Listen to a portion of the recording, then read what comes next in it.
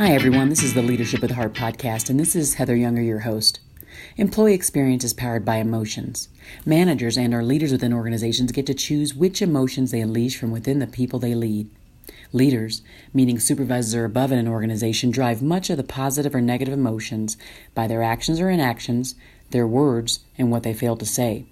When a manager chooses their words and their actions carefully, they exhibit great emotional intelligence.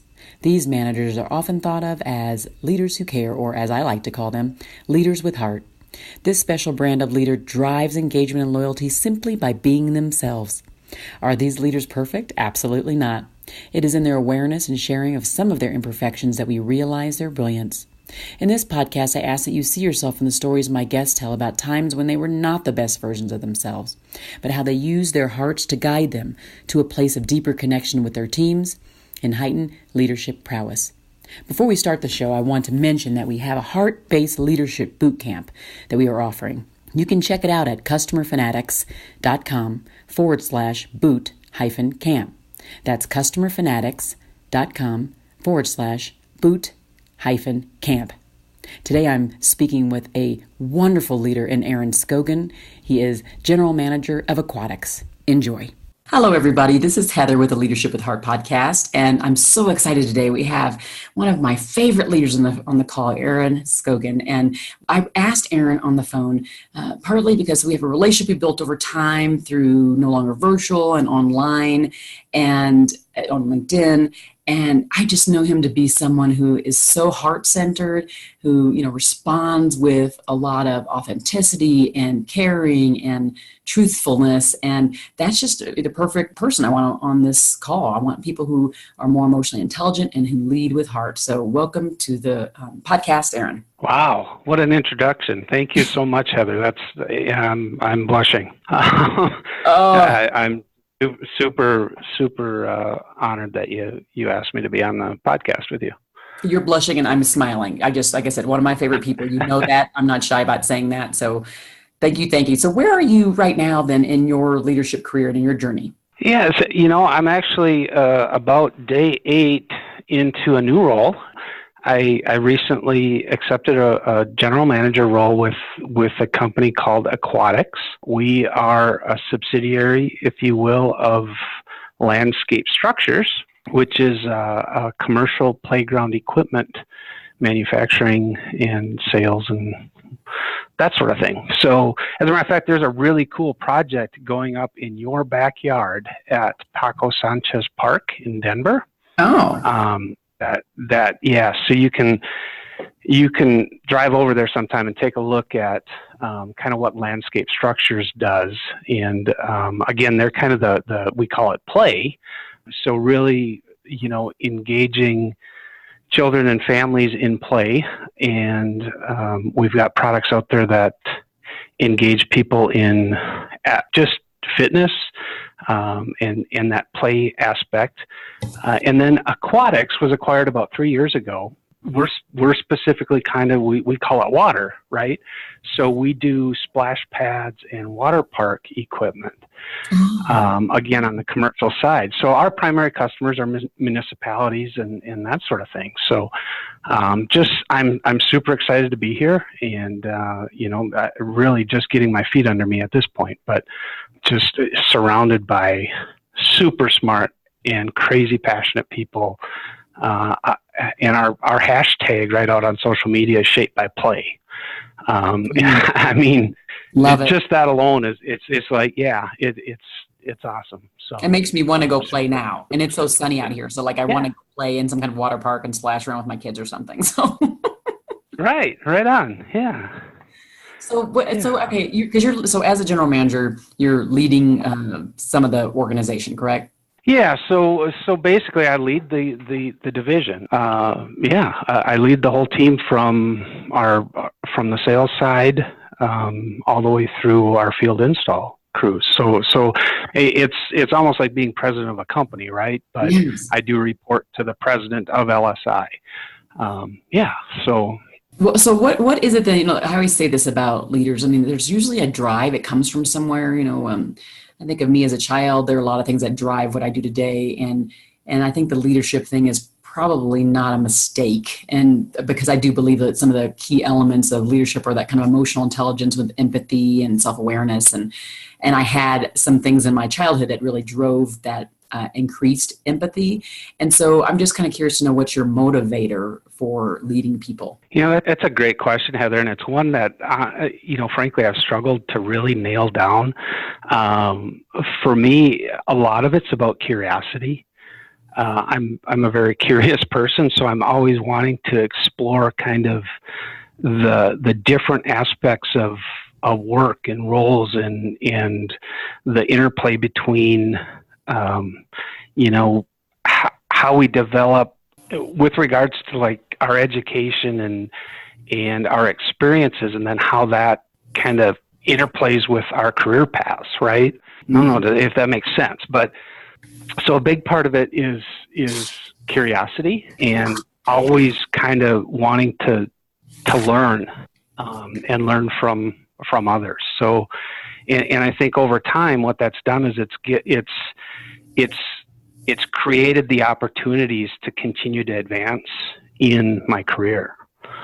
So one of the things that always hits me about you is there's this level of, people call it authenticity, but with you, there's this genuineness that exists just about who you are and everything you do. It's just in your writing, it's in your speaking, it's in just when you see someone. So, did you get, how did you create that leadership style? Because that's part of your style. Where did that come from? Is that, was your father that way? Was your mother that way? I'm just kind of curious. Wow. I think it's me. It's a part of who I am, and really more than anything, I don't want to get super personal or anything like that, but my bride and I met when we were in high school, and I think she was one of she was obviously pivotal in my life, right? Yes. High school we've been together for a long time, but she was really the person that helped me understand that I brought value, right? That my character, my whatever, that I brought value. And so, I have to give her just tremendous credit for that, because I think for a long time when I was young, I didn't feel like I could add value. So yeah, I really credit her with that, and kind of helping me really be okay in my own skin and understand that just me being me was good enough. I love that. It's interesting because I've been seeing a lot of things out there on LinkedIn lately, and when we talk about, comparison, the imposter idea and comparing ourselves to others. And I personally struggle with this too, in the space I am. I'm kind of an ambitious person, so I'm always looking forward to the next thing. It's like I'm really never kind of happy in the present, trying to be happier, trying to take those little steps and to just take it in and just breathe it in, right? And so as a leader, we kind of look around and we may read books on it. We may hear other people's testimonials about other leaders, and sometimes we may compare ourselves and start to feel deficient in that space. And so I love the fact that you had, your wife was like the mentor for you that helped you really dig deep and understand that the skin you're in is just fine, right? That you are good enough, you're great enough, and the value that you bring to the table, to the organization, to the team members that you lead is quite substantial. So kudos to her for that. Yeah, absolutely. Yeah, and it's not to say you don't get caught in that once in a while. Even now, you still, like you said, every once in a while, it's like, oh gosh, how are they doing that? Or what? How could I? Yeah, but yeah, then it's taking that deep breath and taking a step back and really just looking forward. And I've been seeing a lot of the same kind of themes running on social media recently as well. And sometimes you wonder, like, is it speaking to me or is it something I can ignore because I'm kind of good there, Right. Because not every message is meant for us. That's the other thing we kind of get into. It's like, oh, I needed to hear that because that was just for me. And it's like, really, was it really? I mean, did you really need that? And sometimes you just get it and you can just like let it alone. Sometimes we may think a little bit deeply. So this part of this is about self-leadership too, right? It's, guiding ourselves and like balancing ourselves and discerning when things should go this way or that way. That's a lot about self-leadership. That's where it all starts. So I think, this road we're going down right here is a good one. And maybe, again, you probably always have been genuine, right? That's just who you are. But was there ever a time where you were like, I'm not sure that was like the best version of me, the best side of me. I'm not sure I want to see that again or reveal that to anybody else. Do you have any specific stories that you can think of where you just weren't that best leader, but then, what did you do to really peel away the fray and come out of that? Yeah, I mean, I think I've reflected back on, had that, gosh, I really, I kind of let the team down, or I didn't handle that well. And I think that's part of growth as well. We all make mistakes, and we hopefully kind of fail quickly, if you will, and try to learn from that, and then not repeat it, right? And adjust, course correct, whatever you want to call it, and move forward. I think you and I talked about this a while back, but I remember earlier in my career, I had a pretty large, I was supporting a pretty large team, and I really tried to be out interacting with that team on a regular basis, and the team really got used to that. At one point, we ended up in just a bad place organizationally. I shouldn't say organizationally, but just the business itself we were really struggling.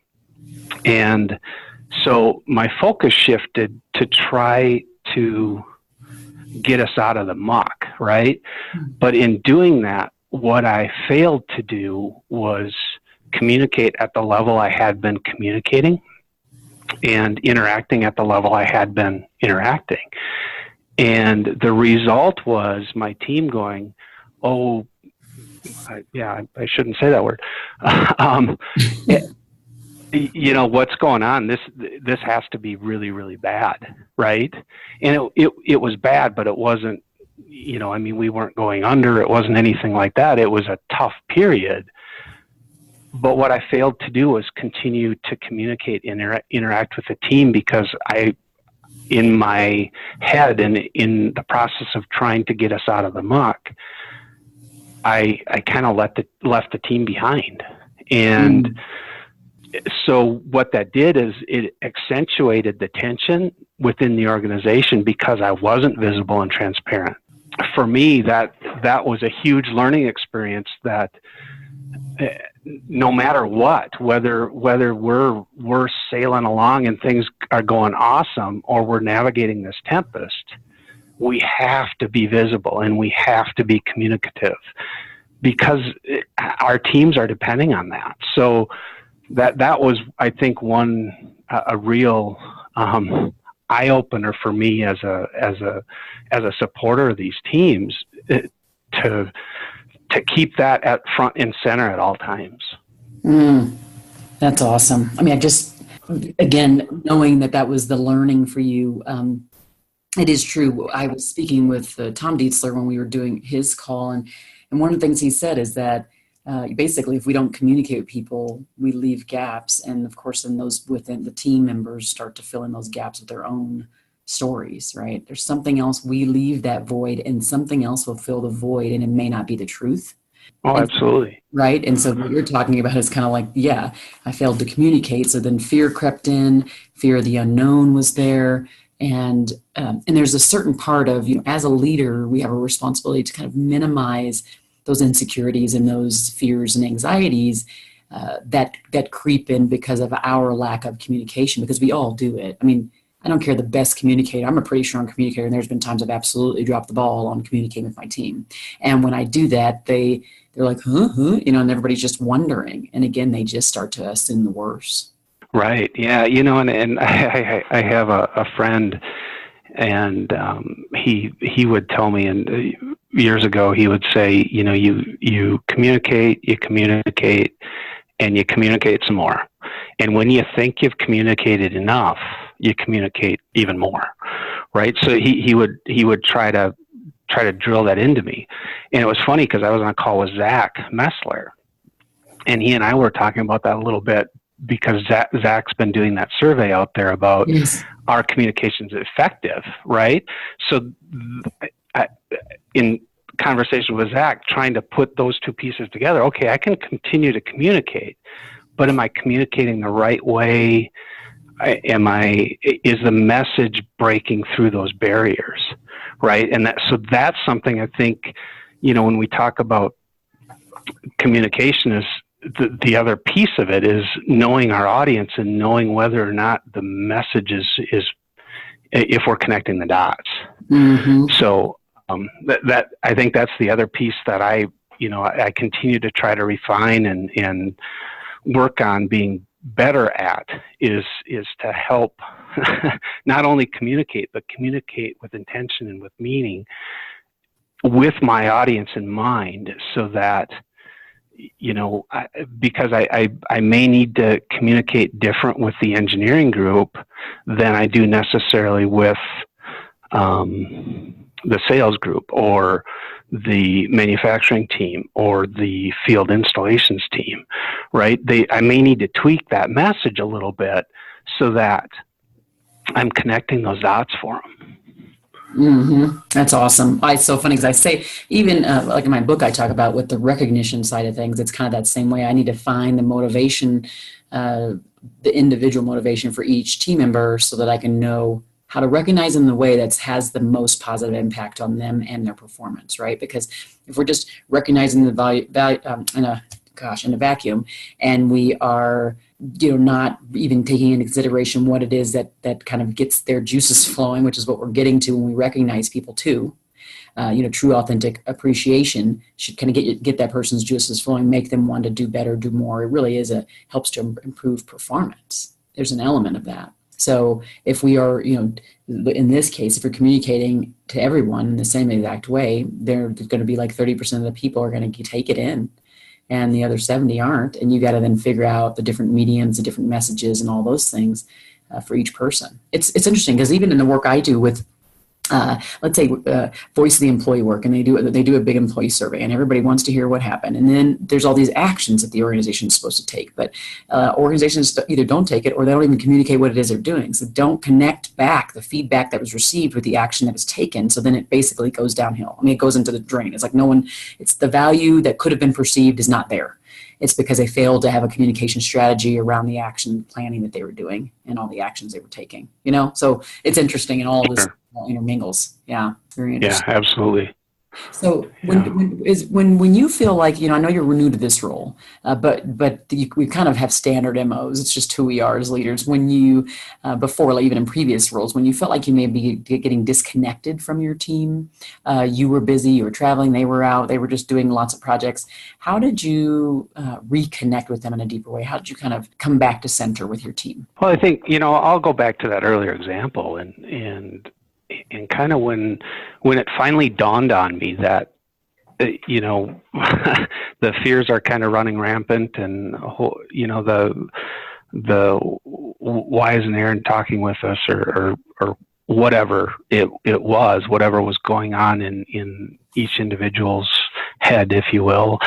I literally took a couple days and I went out and walked and touch base with as many, and I'm not going to say everybody because, just organizations that size, tried to get to everybody. I tried to get to everybody. I don't know that I did, but just walked out and had conversations. And what I ended up doing a lot was I had a lot of people say, Aaron, where have you been? And I had to say, I thought I was doing the right thing to kind of turn the ship a little bit, but I lost track of how important it was for me to be out here and communicating what I was doing to you, and I'm sorry. And, that was really, I think what kind of brought the team back together again was simply the fact that I said I was sorry and apologized for not being there to support them. And I think just that, it's kind of like recognition. It's when we give praise or we give recognition, and we do that face to face, and we do that with sincerity, it means a lot. And it can be as simple as, I was out in our welding shop, and these guys are doing stainless steel welding, and they're artists. I mean, these guys are craftsmen. And the cool thing about welding, and I know I'm going on a little tangent here, but I'll bring it back. I love it.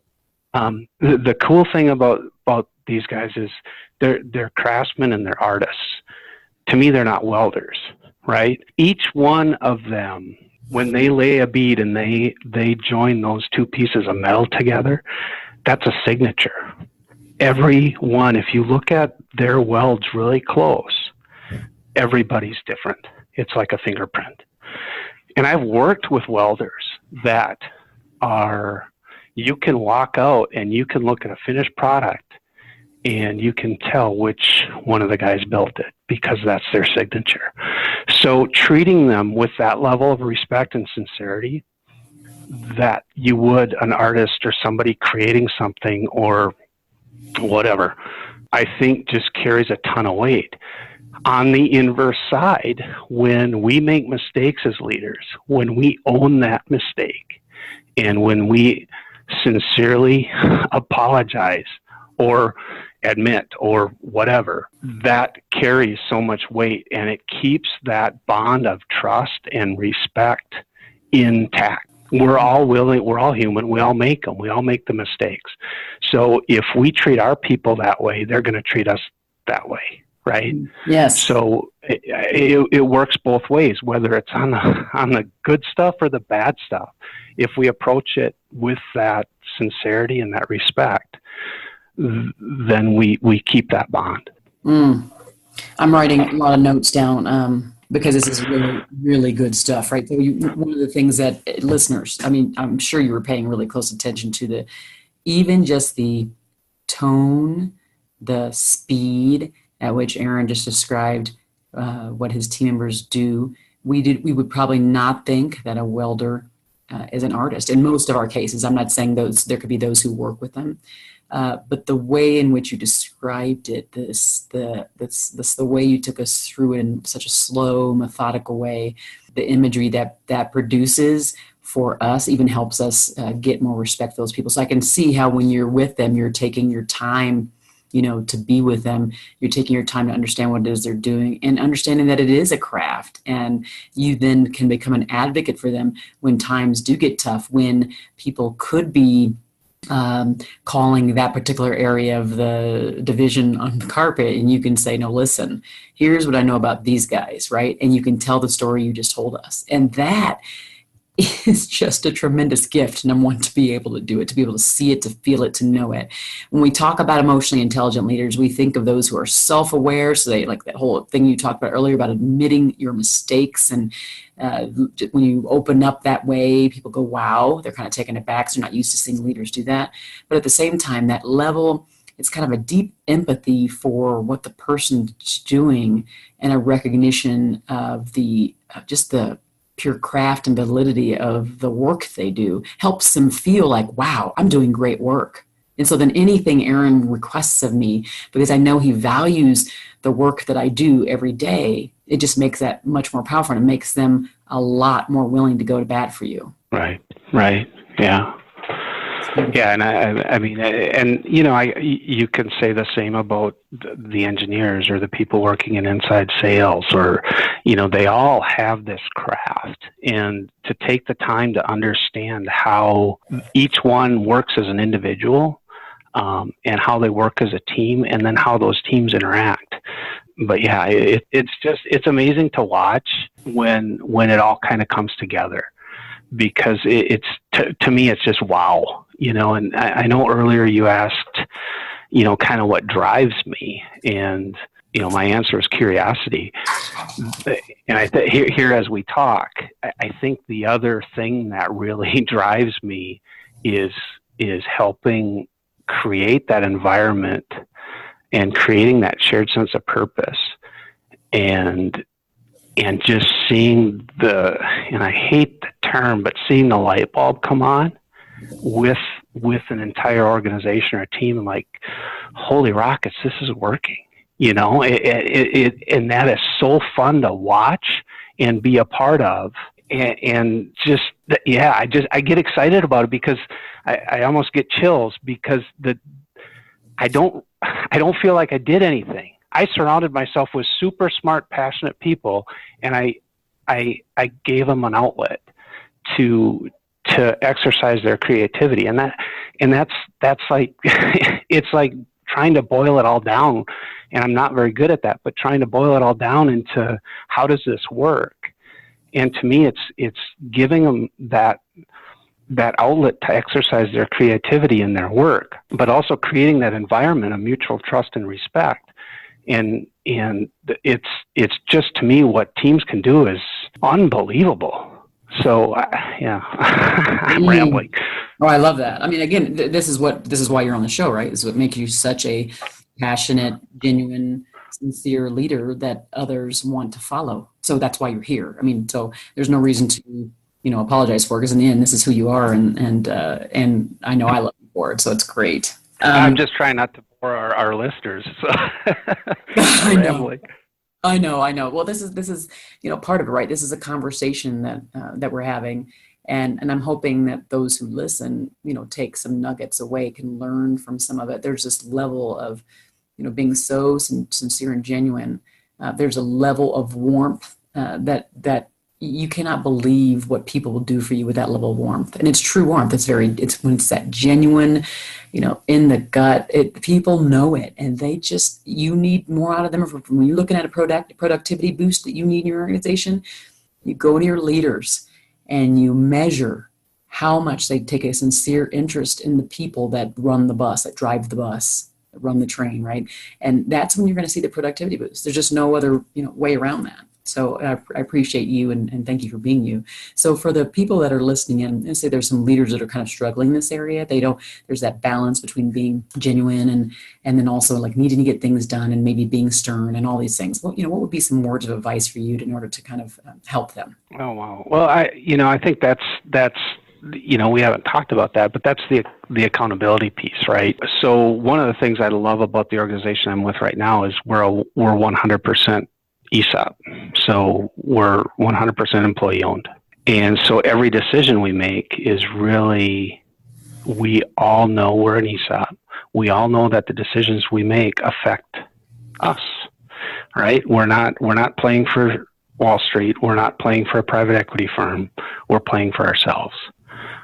So there's kind of, and I think ESOPs in general have a little bit of an elevated sense of accountability simply because people really, they don't, it's not this, I've worked in the public sector, I've worked in private equity, and the attitude, or a lot of times you or I've heard the term used, that manage it like you'd manage your own company. Yeah, but it's not, right?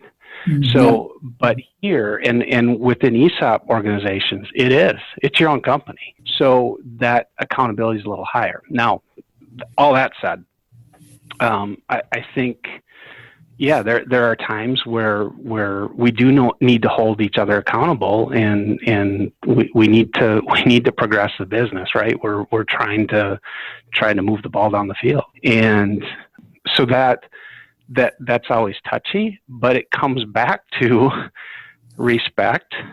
We still respect the position. I respect the person as an individual, and then address the concerns.